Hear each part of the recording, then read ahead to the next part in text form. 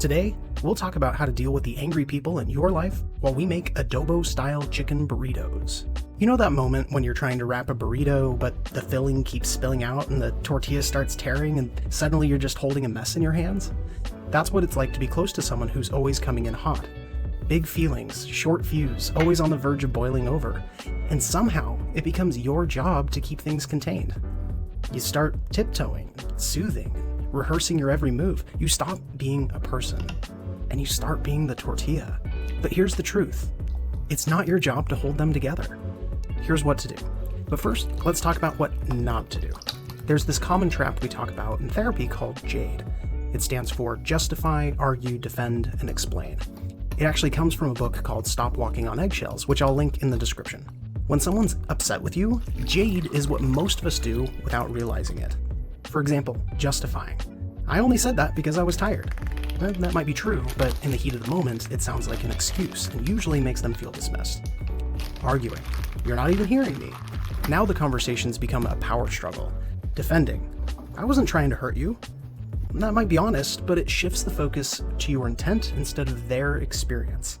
And when someone's hurt, they usually just want to feel understood.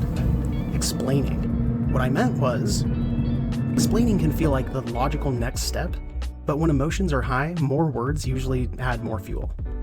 In that moment, they don't need a breakdown, they need a breather. So instead of jading, I'm going to give you a 2-step strategy for how to address the situation. Step 1, validate their emotion. If someone's coming in hot, your instinct might be to calm them down, to say something like, you're overreacting, or this isn't a big deal. But logic doesn't usually calm emotion, especially when feelings are hurt. Validation is not agreement. You're not saying that they're right. You're saying, I hear that you're upset. Instead of, calm down, you're making this a bigger deal than it is, try, I can tell this really got to you. And when people feel heard, they don't have to shout as loudly. Step 2, set a boundary.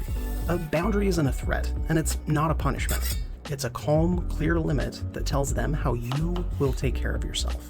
A boundary sounds like, if the yelling keeps going, I'll need to take a break and step outside for a bit. Here's a quick way to tell the difference. A threat is, if you do X, I'll hurt you with Y. Manipulation is, if you love me, you do X. A boundary is, if X happens, here's what I'll need to do to take care of myself. And when you set a boundary from a place of care, it can actually preserve the relationship.